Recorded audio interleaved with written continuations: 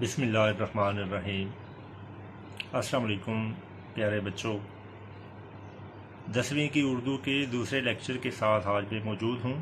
پہلے لیکچر میں ہم نے حمد کے اشعار کی تشریح کی تھی اور مشقی سوالات میں نے آپ کو سمجھائے تھے۔ اس وقت میں نے کہا تھا کہ اشعار کی تشریح اور مشقی سوالات ریٹن فارم میں انشاءاللہ اگلے لیکچر کے ساتھ آپ سے شیئر کروں گا۔ اس لیکچر کے ساتھ نہ صرف حمد کے اشعار کی تشریح اور مشقی سوالات کے جوابات آپ سے شیئر کر رہا ہوں، بلکہ آج جو دوسرا لیکچر نعت کے بارے میں ہے، نعت کے اشعار کی تشریح اور مشقی سوالات بھی اس لیکچر کے ساتھ میں آپ سے شیئر کر رہا ہوں۔ تو لیکچر سننے کے بعد آپ نے اپنی نیٹ کاپی پہ یہ سارے سوالات اور یہ تشریح لکھ لینی ہے۔ اپنی کتاب کی نعت جو کہ احسان دانش کی لکھی ہوئی ہے، شروع کرنے سے پہلے میں نعت کے بارے میں ایک دو باتیں کرنا چاہوں گا۔ نعت کی تعریف بھی جیسا کہ حمد کی تعریف آپ تیسری چوتھی کلاس سے پڑھتے آئے ہیں، نعت کی تعریف بھی آپ ایسے ہی پڑھتے چلے آئے۔ نعت کی تعریف آپ نے یہ پڑھی ہے یا یاد ہوگی آپ کو کہ نعت ایسی نظم کو کہتے ہیں کہ جس میں ہمارے پیارے نبی صلی اللہ علیہ وآلہ وسلم کی تعریف بیان کی گئی۔ یہ تعریف مکمل ہے نعت کی، یہی درست ہے۔ اس میں آپ صلی اللہ علیہ وآلہ وسلم کی احادیث کا حوالہ بھی آتا ہے، آپ صلی اللہ علیہ وآلہ وسلم کی سیرت کا حوالہ بھی آتا ہے، اور آپ صلی اللہ علیہ وآلہ وسلم کے حلیہ مبارک یعنی صورت کا ذکر بھی آتا۔ تو مجموعی طور پر اس کی تعریف یہی ہے کہ ایسی نظم کے جس میں حضور نبی کریم صلی اللہ علیہ وآلہ وسلم کی تعریف بیان کی جائے اسے نعت کہتے ہیں۔ کتاب میں موجود نعت شروع کرنے سے پہلے میں آپ کو دو تین نعتیہ مجموعے دکھا دیتا ہوں۔ اردو شاعری میں اور فارسی میں بھی یہ شروع سے ہی رواج رہا ہے کہ ہر شاعر پرانے وقتوں سے اپنے دیوان کے شروع میں یا کسی نعتیہ یا کسی شعری مجموعے کے شروع میں حمد اور نعت ضرور لکھتا رہا ہے۔ حتیٰ کہ اردو میں یہ روایت اتنی مضبوط رہی ہے کہ غیر مسلم شعراء نے بھی اپنی شاعری کے جو کتاب تھی یا دیوان تھا اس کے شروع میں حمد اور نعت لکھی ہے۔ بہرحال موجودہ زمانے میں نعت بہت زیادہ لکھی جا رہی ہے، جس طرح کی پڑھی جا رہی ہے۔ یہ میں آپ کی دلچسپی کے لیے آپ کو دو تین کتابیں دکھا رہا ہوں۔ میرے پاس کافی ساری کتابیں، یہ ابھی سامنے کتابیں پڑھی تھی تو میں آپ کے لیے نکال رہا ہوں۔ یہ دیکھیے، ایک ہے کرم و نجات کا سلسلہ، عزیز احسن، ان کی نعت کی کافی ساری کتابیں ہیں اور بڑے بزرگ یہ نعت گو نعت خان شعراء میں شمار ہوتے ہیں۔ ایک نعتیہ مجموعہ یہ ہے مہر ہیرا، محمد آصف قادری، یہ واہ کینٹ کے نوجوان شاعر ہیں، نعت گو بھی ہیں، نعت خان بھی ہیں، مختلف چینل پر یہ نعتیں پڑھتے بھی رہتے ہیں۔ یہ ان کا نعتیہ مجموعہ، یہ ایک بزرگ نعت خان تھے ہمارے، یہ وفات پا گئے ہیں، مجتبیٰ۔ ان کے کئی نعتیہ مجموعے تھے، تو اس میں سے یہ ایک ہے مجتبیٰ۔ تو اس طرح موجودہ زمانے میں بہت سے نعت خان یا نعت گو شعراء موجود ہیں جن کے مختلف شعری مجموعے موجود ہیں، جس میں صرف نعتیں شامل ہیں۔ شروع میں حمد بھی ہوتی ہے، لیکن کتاب کا زیادہ حصہ جو ہے وہ نعتوں پر مشتمل تھا۔ جیسے کہ میں مجتبیٰ، یہ جو اختر ہوشیار پوری ہے، اس کا میں آپ کو دکھا رہا ہوں۔ دیکھیں، یہ دیکھیں، شروع میں صرف ایک حمد آپ کو نظر آئے گی، باقی بعد میں ساری نعتیں۔ یہ آپ آگے بھی دیکھ سکتے ہیں، یہ دیکھیں، یہ نعت کا پہلا مصرع اس میں دیا گیا ہے۔ اگر ہم کتاب کو اندر سے کھولیں تو دیکھیں، جیسے یہ دیکھیں، اس طرح یہ نعتیں چلتی۔ اچھا جی، اب ہم آتے ہیں اپنی کتاب پہ۔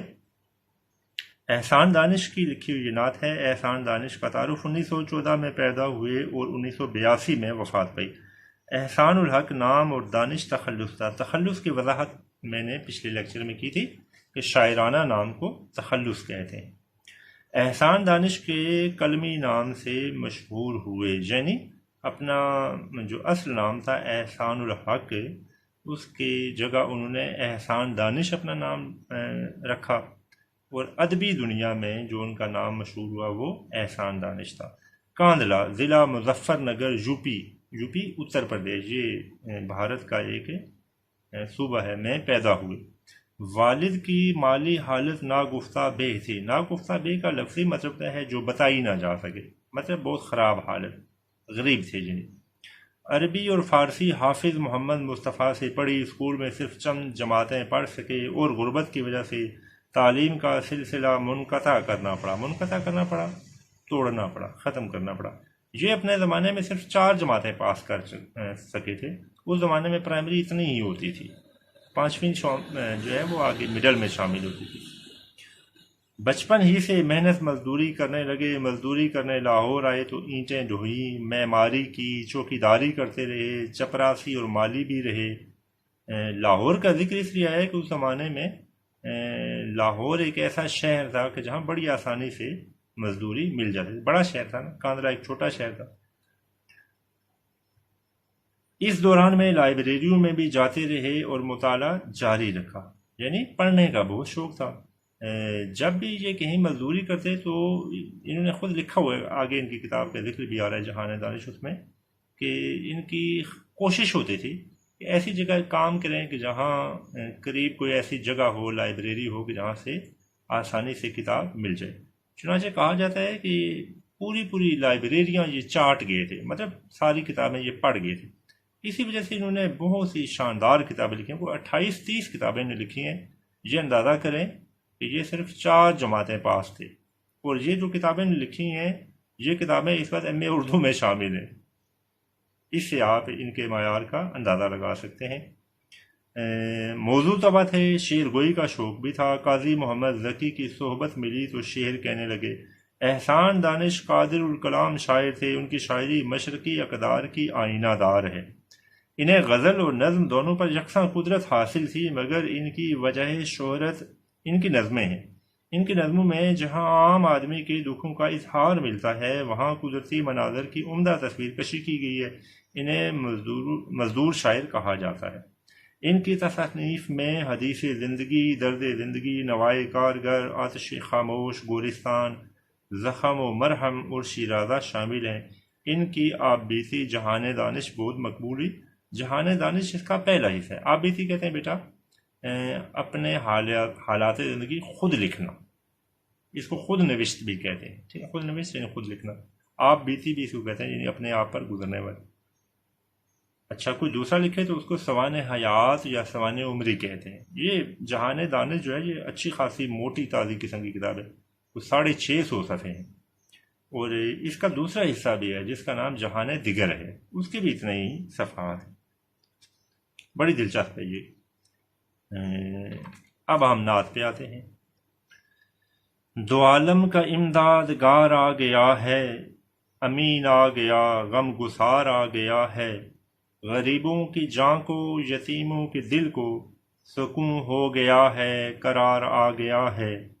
اصول محبت ہے پیغام جس کا، وہ محبوب پروردگار آ گیا ہے۔ اب انسان کو انسان کا عرفان ہوگا، یقین ہو گیا، اعتبار آ گیا ہے۔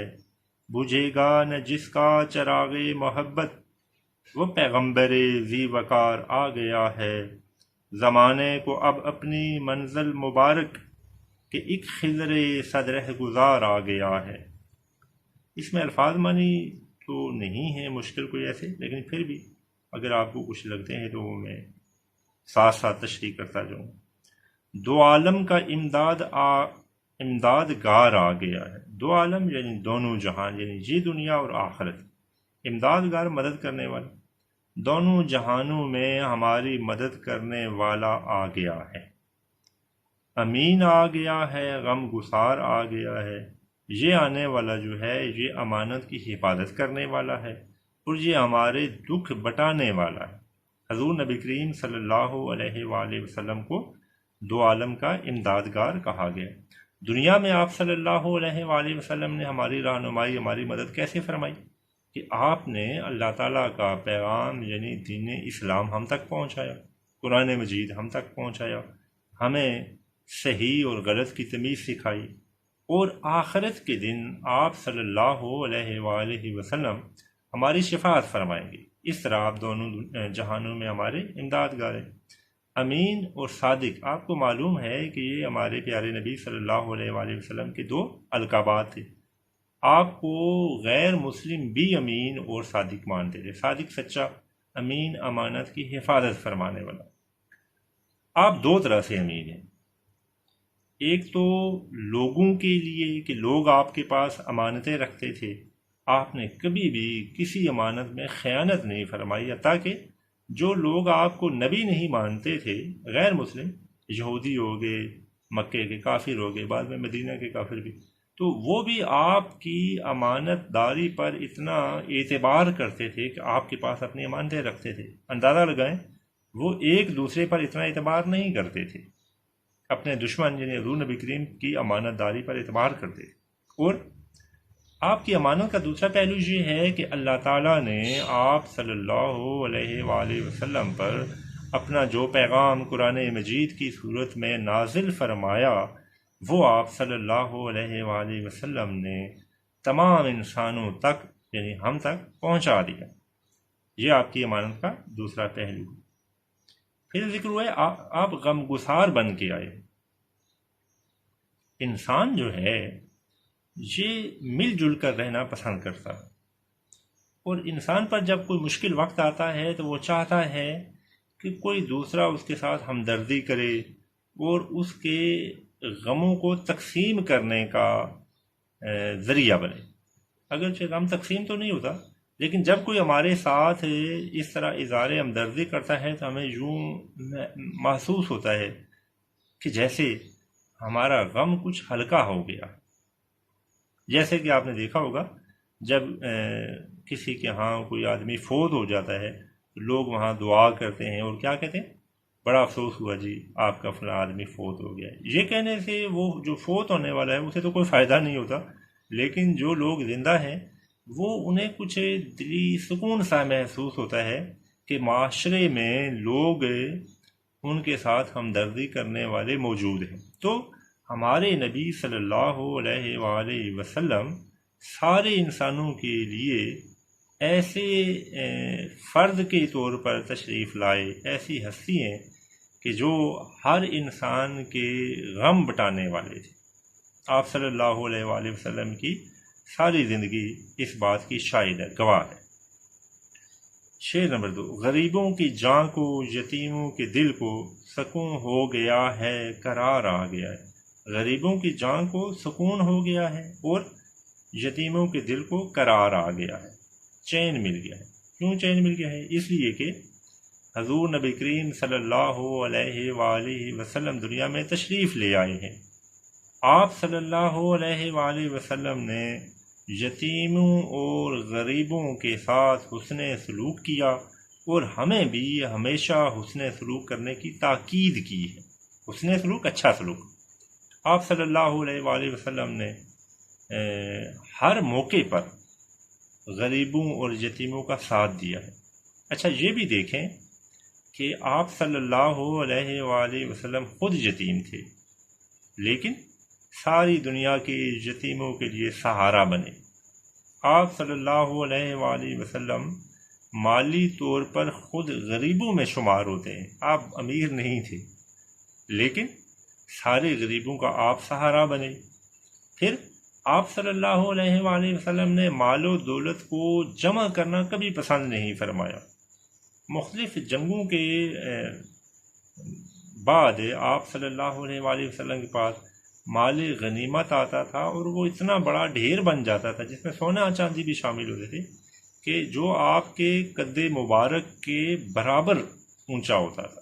یعنی آپ دیکھیں نا، یوں ڈھیر ہوتا ہے نا سونے چاندی یا جو بھی چیز ہے، وہ ایسے ڈنڈے کی طرح سیدھا تو نہیں ہوگا، اتنا بڑا دیکھیں وہ سلوپ بنے گی۔ تو آپ صلی اللہ علیہ وآلہ وسلم اس مال کے پاس کھڑے ہو جاتے اور مسلمانوں میں تقسیم فرمانا شروع کر دیتے، اور شام تک یہ حال ہوتا کہ آپ صلی اللہ علیہ وآلہ وسلم اپنی کملی مبارک، اپنی چادر مبارک جھاڑتے ہوئے گھر تشریف لے جاتے، اور کئی کئی دن تک آپ کے گھر چولہا نہ جلتا، مطلب کھانا نہ بنتا تھا، خود بھوک برداشت فرماتے، لیکن مسلمانوں میں ساری چیزیں تقسیم فرما دیتے۔ یہ تو مسلمانوں کی بات ہوئی، غیر مسلم بھی اگر آپ کے پاس کوئی چیز مانگنے آتے، سوال کرتے، تو آپ کبھی بھی ان کا سوال رد نہیں فرماتے تھے، حتیٰ کہ آپ خود دوسروں سے قرض لے کر لوگوں کی ضروریات پوری کیا کرتے تھے۔ آپ کی یہ شان ہے، آپ کی سخاوت کا یہ عالم ہے۔ تو یتیموں اور غریبوں کے آپ والی، سہارا بن کے دنیا میں تشریف لائے۔ آپ صلی اللہ علیہ وآلہ وسلم کی آمد سے پہلے یہ معاشرے کے ایسے لوگ تھے کہ جن کی معاشرے میں کوئی حیثیت نہیں تھی، اور آپ نے ان کا وہ مقام اور مرتبہ مقرر فرمایا کہ دوسرے لوگ بڑی خوشی سے اب ان کا سہارا بننا پسند کرتے ہیں۔ جیسے کہ آپ صلی اللہ علیہ وآلہ وسلم کا ارشاد ہے کہ جو یتیم کی کفالت کرے گا وہ جنت میں میرے ساتھ اس طرح ہوگا جیسے یہ دو انگلیاں، یہ دیکھیں، اگر فاصلہ بھی دیکھیں اس طرح سے، یا آپ نے یوں ارشاد فرمایا انگلی کے ساتھ انگلی جیسے جڑی ہوئی، اگر فاصلہ بھی فرمائیں دیکھیں اتنا سا فاصلہ آتا ہے۔ تو اس طرح آپ صلی اللہ علیہ وآلہ وسلم نے غریبوں اور یتیموں کا خیال رکھنے کا ہمیں پیغام دیا، درس دیا۔ شعر نمبر 3، اصول محبت ہے پیغام جس کا، وہ محبوب پروردگار آ گیا۔ پروردگار کا وہ محبوب نبی، اللہ تعالیٰ کا وہ محبوب نبی دنیا میں تشریف لے آیا ہے کہ جس کا پیغام ہی محبت کا اصول ہے۔ یعنی آپ صلی اللہ علیہ وآلہ وسلم نے جو بات بھی کی وہ ہمیشہ محبت سے کی، خواہ وہ اسلام کی تبلیغ ہو، خواہ وہ تجارت ہو، خواہ وہ سفر ہو، خواہ وہ عام لوگوں کے بھلائی کا کوئی کام ہو، آپ نے ہمیشہ محبت سے وہ کام سر انجام دیا۔ اب آپ دیکھیں، یہ اسلام کی تبلیغ سے پہلے کا واقعہ ہے، اور اعلان نبوت سے بھی پہلے کا واقعہ ہے۔ حجر اسود میں، خانہ کعبہ میں حجر اسود نصب کرنے کا جو واقعہ ہے، آپ نے اسلامیات میں پڑھا بھی ہوگا، وہ والا واقعہ کہ سارے لوگ اس پر جھگڑا کر رہے تھے، اور آپ صلی اللہ علیہ وآلہ وسلم نے کس خوبصورتی سے ان کے جھگڑے کو ختم فرما دیا، اور کیسی محبت سے سب کو اس میں شامل بھی فرمایا۔ حالانکہ سارے لوگ اس بات پر راضی ہو گئے تھے کہ آپ ہی نصب فرمائیں اپنے دستے مبارک سے، آپ نے موجودہ جو حجر اسود جہاں نصب ہے نا، خانہ کعبہ شریف میں، یہ دراصل آپ صلی اللہ علیہ وآلہ وسلم نے جو تعمیر فرمائی تھی اسی جگہ نصب ہے۔ لیکن آپ صلی اللہ علیہ وآلہ وسلم نے قبائل کے سرداروں کو اس میں کس طرح شریک فرمایا کہ ایک چادر لاؤ، اس میں حجر اسود رکھو، سارے اس کے کونے پکڑ کے کھڑے ہو جاؤ، تو میں اپنے ہاتھوں سے اٹھا کے دیوار کعبہ میں اس کو نصب کر دیتا ہوں، رکھ دیتا ہوں، لگا دیتا ہوں۔ چنانچہ سارے لوگ خوش ہو گئے۔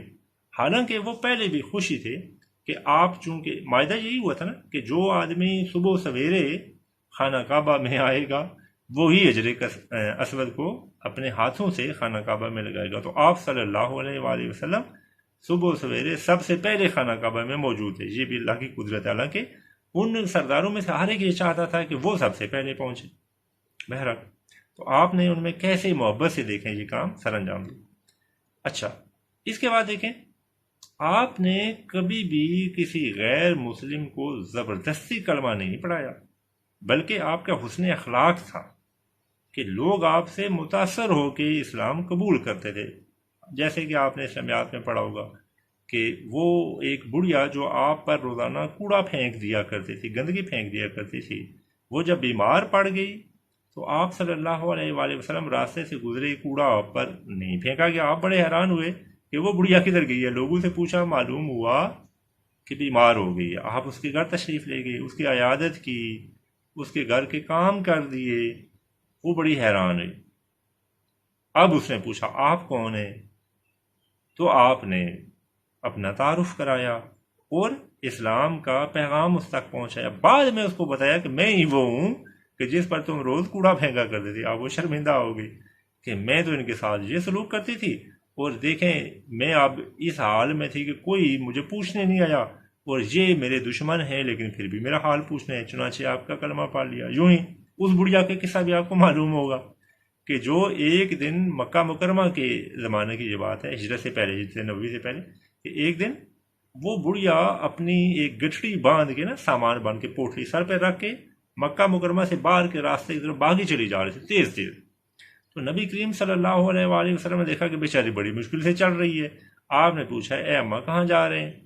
تو اگر آپ کا یہ سامان میں اٹھا لوں تو آپ کو سہولت رہے گی، لائیے میں اٹھا لیتا ہوں۔ آپ نے سامان اٹھایا اور اس کے آگے آگے چلنا شروع کر دیا۔ اب بڑھیا آپ کے پیچھے پیچھے چل رہی ہے اور باتیں بھی کر رہی ہے، جیسے کہ عام طور پر بوڑھی عورتیں باتیں کرتی ہیں۔ اب وہ آپ سے بڑا کیا کہہ رہی ہے کہ بیٹا اس شہر میں ایک جادوگر آ گئے۔ یہ کون کہتا تھا آپ کو؟ کافر، ابو جہل وغیرہ، یہ آپ کو یہ کہتے ہیں کہ آپ جادوگر ہیں۔ کیسے؟ کہ جو بندہ آپ کے سامنے جاتا ہے وہ آپ کا کلمہ پڑھ لیتا ہے، یعنی مسلمان ہو جاتا ہے۔ تو بڑھیا نے کہا، یہ جو سردار ہیں انہوں نے مجھے کہا ہے یہاں ایک جادوگر آ گیا ہے، وہ ایسا جادو کرتا ہے کہ لوگ اپنا دین چھوڑ کے اس کا دین قبول کر لیتے ہیں، تو میں اس کے جادو سے بچنے کے لیے مکہ چھوڑ کے باہر جا رہی ہوں۔ اب دیکھیں حضور نبی کریم صلی اللہ علیہ وآلہ وسلم کی محبت، کہ آپ نے اس پر ظاہر نہیں فرمایا کہ میں ہی وہ ہوں کہ جسے تم بھاگ کے باہر جا رہی ہو۔ آپ اس کا سامان اٹھا کے چلتے رہے تاکہ اس نے کہا بیٹا یہاں اب چھوڑ دو۔ جب آپ نے اس کا سامان دیا تو اس نے کہا آپ کون ہیں؟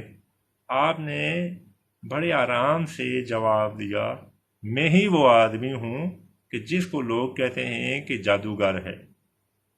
اب وہ بڑی شرمندہ ہوئی کہ یہ کیسا آدمی ہے کہ اس نے اتنے دور سے سامان اٹھایا، میں بلا برا کہتی رہی، اس نے کوئی جواب نہیں دیا اور نہ ہی برا منایا، اور جہاں تک مجھے چھوڑ کے جا رہا ہے۔ تو چنانچہ اس نے اب آپ سے سوالات کیے تو وہ حیران رہ گئی کہ آپ تو اتنے اچھے اخلاق کے حامل ہیں، تو یہ دشمنوں نے خواہ مخواہ آپ کے بارے میں غلط باتیں کی۔ چنانچہ اب وہ کلمہ پڑھ کے آپ کے ساتھ دوبارہ مکہ مکرمہ میں آ گئی۔ تو آپ کی محبت کا یہ عالم۔ اسی طرح جانوروں کے ساتھ دیکھیں آپ کی محبت کے کئی واقعات ہیں، جیسے کہ ایک واقعہ آپ نے سنا ہوگا، ایک اونٹ بلبلاتا ہوا آپ کے قدموں میں آ کے اپنا سر رگڑنے لگا، تو آپ نے اس کے سر پر ہاتھ پھیرا تو وہ خاموش ہو گیا۔ پھر آپ نے فرمایا اس کا مالک کون ہے، اسے لے آؤ۔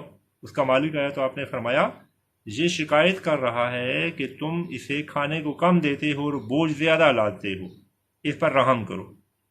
چنانچہ اس کا مالک شرمندہ سا ہو کے اونٹ لے کے چلا گیا، ظاہر ہے پھر اس نے اس کا خیال رکھا ہوگا۔ تو آپ صلی اللہ علیہ وآلہ وسلم نہ صرف انسانوں بلکہ جانوروں کے لیے بھی محبت اور شفقت کا سلوک کرتے تھے، خود کرتے تھے۔ آپ کی زندگی اس کی شاہد ہے، گواہی دیتی ہے، اور ہمیں بھی ایسا کرنے کا حکم دیا ہے۔ تو چنانچہ یہ جو کہا گیا ہے کہ آپ صلی اللہ علیہ وآلہ وسلم کا پیغام جو ہے وہ محبت کا اصول ہے، اس سے یہ مراد ہے کہ آپ نے کبھی بھی جبر سے کوئی بات کسی سے تسلیم نہیں کروائی، خواہ وہ اسلام ہو خواہ وہ کوئی عام چیز ہو۔ ٹھیک ہے، اچھا جی، آگے ہے شعر نمبر 4۔ اب انسان کو انسان کا عرفان ہوگا، یقین ہو گیا اعتبار آ گیا۔ اب انسان دوسرے انسان کو پہچان لے گا۔ عرفان پہچاننا، جاننا، معرفت۔ مجھے اس بات کا یقین بھی آ گیا ہے اور اعتبار بھی ہو گیا۔ کیوں آ گیا؟ اس لیے کہ دنیا میں وہ ہستی تشریف لے آئی ہے کہ جو انسانوں کو دوسرے انسانوں کے حقوق اور فرائض کے بارے میں بتائے گی۔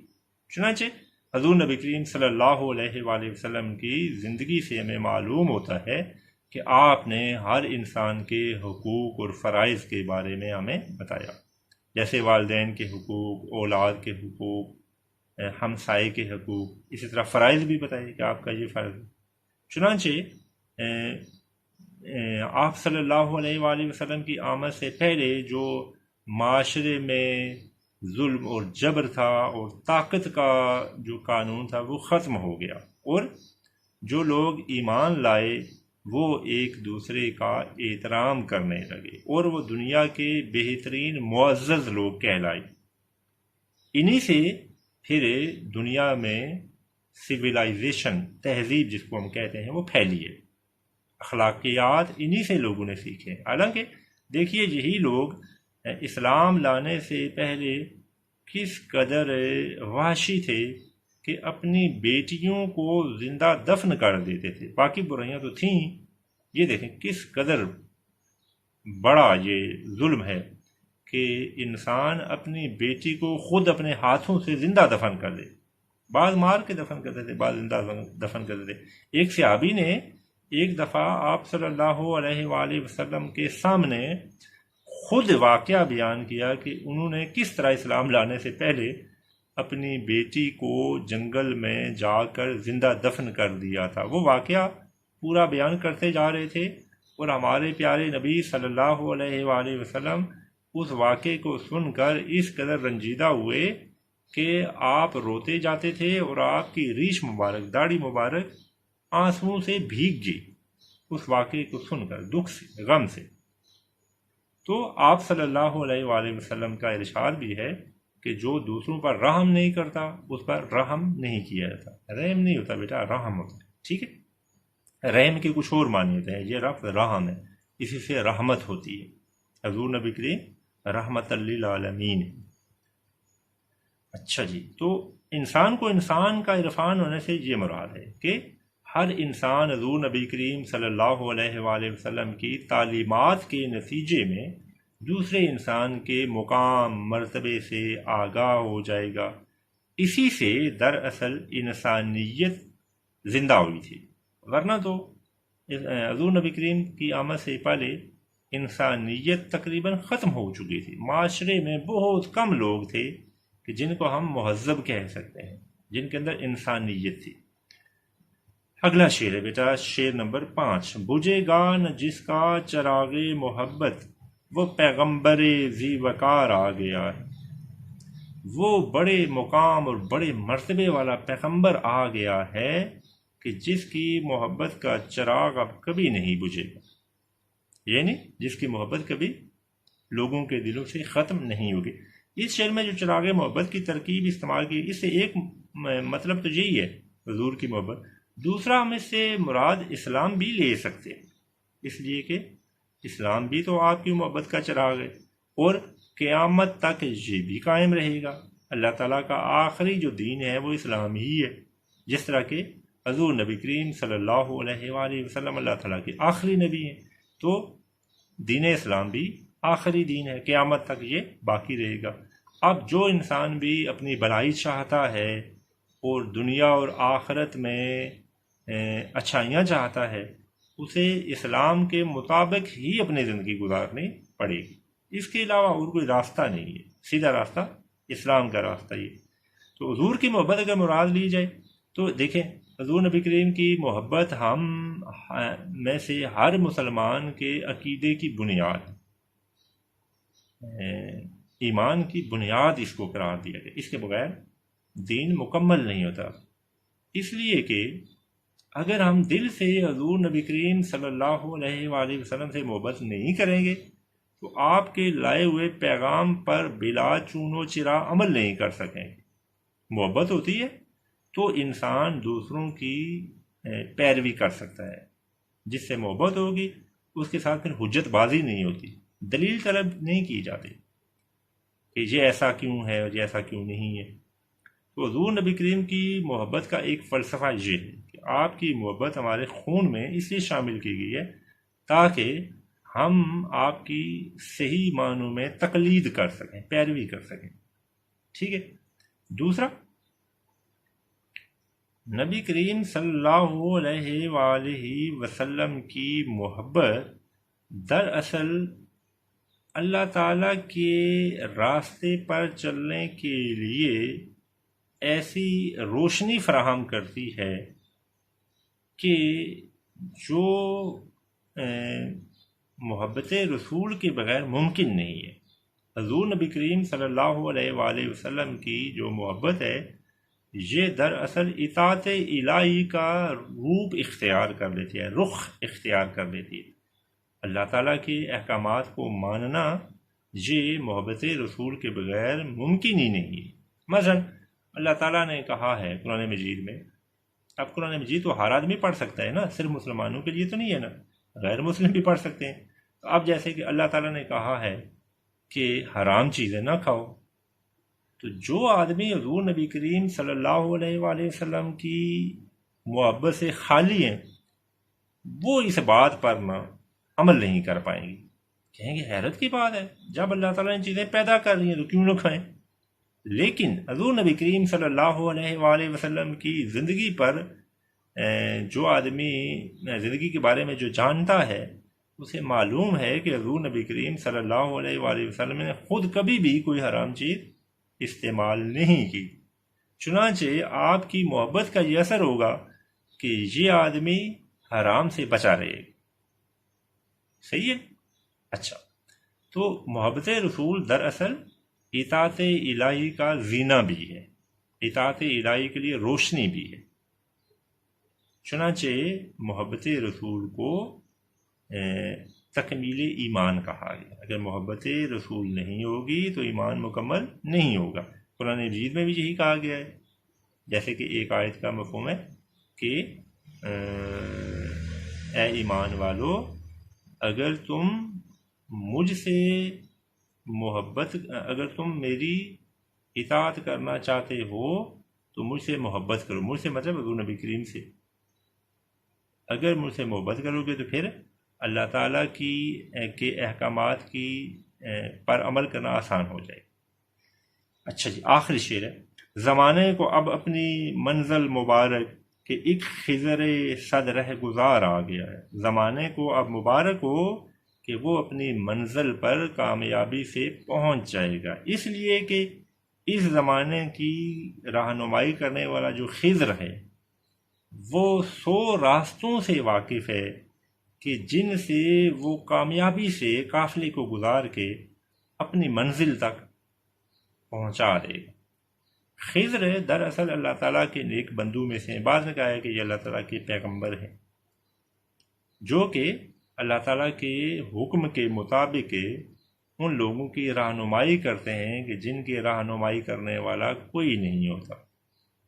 مختلف احادیث سے یا اسلامی واقعات سے یہ ثابت ہوتا ہے کہ آپ کو اللہ تعالیٰ نے ایک لمبی عمر عطا فرمائی ہے. بعض تو کہتے ہیں، اکثر واقعات میں لکھا ہے کہ آپ قیامت تک زندہ رہیں گے، بہت لمبی عمر ہے آپ کی. تو یہاں حضور نبی کریم کو خضر کہا گیا ہے. خضر سے مراد وہ ہستی نہیں ہے جن کی طرف اشارہ کیا جاتا ہے. اچھا، اب دیکھیے، اگر کوئی قافلہ کسی جگہ سے روانہ ہوتا ہے اور اس کی خاص منزل ہے جہاں وہ پہنچنا چاہتا ہے، تو اس کے لیے ضروری ہے کہ اس کی رہنمائی کرنے والا کوئی ایسا موجود ہو کہ جو درست راستے کو جانتا ہو. اگر وہ صحیح راستے کو نہ پہچانتا ہو تو قافلے کا سلامتی سے اپنی منزل پر پہنچنا بڑا مشکل ہوگا، بلکہ بعض کا تو ناممکن ہو جاتا ہے. ممکن ہے کہ قافلہ سارے کا سارا کسی ایسے راستے پر چلتا جائے کہ جو ان سب کو ہلاک کرنے کا باعث بنے. یہ ایسا ہوتا ہے. مثلا صحرا میں پھنس کے قافلہ اپنا راستہ گم کر بیٹھتا ہے اور باہر نکلنے کا راستہ ہی نہیں ملتا، تاکہ سارے لوگ ادھر ہی بھوکے پیاسے مر جاتے ہیں. یوں ہی جنگلوں میں جاتے ہیں تو درندوں کا شکار بن جاتے ہیں، جنگلی جانوروں کو. تو اگر رہنمائی کرنے والا درست راستے کو جانتا ہو تو منزل پر پہنچنا مشکل نہیں ہوتا، یا اگر مشکل ہے بھی تو کم از کم وہ پہنچا ہی لے گا. وہ بتا سکتا ہے کہ اب اتنا سفر رہتا ہے، چلتے جاؤ چلتے جاؤ. یہاں اس شعر میں جو شاعر نے کہا ہے کہ زمانے کو مبارک ہو کہ وہ اپنی منزل پر پہنچ جائے گا، اسے مراد یہ ہے کہ انسان ہمیشہ سے اس بات کی کھوج کرتا رہے، تلاش کرتا رہے کہ وہ کس طرح کامیابی حاصل کر سکتا ہے، دنیا میں بھی اور آخرت میں بھی. یہ جو کامیابی ہے یہ گویا اس کی منزل ہے. تو اب یہ جو کامیابی کی منزل ہے اس کی نشاندہی وہی ہستی کر سکتی ہے کہ جو تمام درست راستوں سے باخبر ہو. چنانچہ اللہ تعالیٰ نے اپنے پیارے نبی صلی اللہ علیہ وآلہ وسلم کو سارے درست راستوں کی پہچان عطا فرمائی، اور آپ کے جو صفاتی نام ہیں اس میں سے ایک آپ کا نام جو ہے وہ صراط مستقیم بھی ہے، جو سورہ فاتحہ میں آتا ہے اہدنا الصراط المستقیم. اس کی تشریح اگر پڑھیں تو مختلف مفسرین نے لکھا ہے کہ آپ نے فرمایا ہے کہ اس سے مراد میں اور میرے اہل بیت ہیں. ٹھیک ہے. آگے بھی جو اسی سورہ فاتحہ میں گئے اہدنا الصراط المستقیم صراط الذین انعمت علیہم، تو پھر آپ سے سوال کیا گیا کہ یہ انعمت علیہم سے مراد کون ہے، تو پھر آپ نے فرمایا کہ اس سے مراد میں اور میرے اہل بیت ہیں. مطلب یہ ہے کہ اگر کوئی میری تقلید کرے گا، پیروی کرے گا، اور میرے اہل بیت گھر والے ان کی اور صحابہ کرام پھر اس میں وہ بھی شامل ہو جاتے ہیں، ان کی پیروی کرے گا. صحابہ کرام اہل بیت میں تو اگر نہیں آتے، لیکن چونکہ آپ کے ہدایت یافتہ ہیں تو اس لیے جو ان کی پیروی کرے گا وہ گویا اپنی منزل پر پہنچ جائے گا. صحابہ کے بارے میں بھی آپ نے کیا ارشاد فرمایا کہ میرے صحابہ ستاروں کے مانند ہیں، تم جس کی پیروی کرو گے ہدایت پاؤ. ٹھیک ہے. تو یہاں اس شعر میں شاعر نے یہی کہا ہے کہ اب زمانے کے لیے مشکل نہیں ہے کہ وہ کامیابی حاصل کر لے، اس لیے کہ ان کی رہنمائی کرنے والا کامیاب رہنما آ گیا. چنانچہ اب قیامت تک کے لیے کامل رہنما جو ہے وہ ہمارا نبی پاک صلی اللہ علیہ وآلہ وسلم ہی ہے. آپ کے بعد نبوت کا سلسلہ ختم ہو گیا ہے. البتہ آپ کے بعد آپ کے صحابہ، پھر تابعین، پھر تبع تابعین، اور اب علماء اور اولیاء امت لوگوں کی رہنمائی کا فریضہ آپ کی تعلیمات کی روشنی میں ادا کرتے رہیں گے. یہ قیامت تک یہ سلسلہ یوں ہی چلتا رہے گا. قرآن مجید جو اللہ تعالیٰ نے آپ پر نازل فرمایا اس کی حفاظت کا ذمہ اللہ تعالیٰ نے خود لیا ہے. جیسے کہ قرآن مجید میں اللہ تعالیٰ نے ارشاد فرمایا کہ ہم نے ہی اسے اتارا ہے اور ہم ہی اس کے نگہبان ہیں، حفاظت کرنے والے. تو یہ شعر یوں ہے. اچھا بیٹا، اب یہ نعت تو ختم ہوئی، اب اس کی مشقی سوالات ہیں. سب سے پہلے سوال نمبر 1 ہے درج ذیل سوالات کے مختصر جواب تحریر کیجئے. آج کے اس لیکچر کے ساتھ یہ سارے مشقی سوالات لکھے ہوئے میں آپ کے ساتھ شیئر کر رہا ہوں. آپ نے ان کو دیکھ کے اپنی نیٹ کاپی پہ ضرور لکھنا ہے. صفحہ اگلا جو ہے میرے پاس صفحہ نمبر 9 ہے. بعض کتابوں میں صفحات کی ترتیب مختلف ہے. سوال نمبر پیچھے صفحے پر جو سوال نمبر 2 ہے، نظم کا خلاصہ اپنے الفاظ میں لکھیے. یہ آپ نے نہیں لکھنا، کہیں سے تیار نہیں کرنا اگر آپ گائیڈ بک استعمال کریں یا خلاصہ، اس لیے کہ ہمارے پیپر پیٹرن میں اب کسی نظم کا خلاصے کا سوال نہیں آتا. سوال نمبر 3 ہے، متن کی روشنی میں درست جواب پر ٹک مارک کا نشان لگائیں. جی آپ نے اسی نعت کو پڑھنا ہے اور ادھر سے ہی اس کتاب پر جو درست آپشنز ہیں ان پر نشان لگا لینا ہے، کاپی پر نہیں لکھنا. یہ سوال ضرور کیا کریں، یہ ادھر سے ہی آپ کے پیپر میں آتا ہے. سوال نمبر 4، درج ذیل الفاظ پر اعراب لگائیں. اعراب والا جو سوال ہے یہ بھی میں آپ کے ساتھ شیئر کر رہا ہوں. سوال نمبر 5، الفاظ کو جملوں میں استعمال کریں. یہ بھی میں آپ کے ساتھ شیئر کر رہا ہوں. سوال نمبر 6، درج ذیل الفاظ کے معنی لکھیں. یہ وہ سیدھے سیدھے لفظ ہیں، میرا خیال ہے مشکل نہیں، لیکن پھر بھی اگر آپ کو مشکل لگتا ہے میں ایک دفعہ دوہرا دیتا ہوں، آپ اسے لکھ سکتے ہیں. اصول، قانون، ضابطہ، پرنسپل،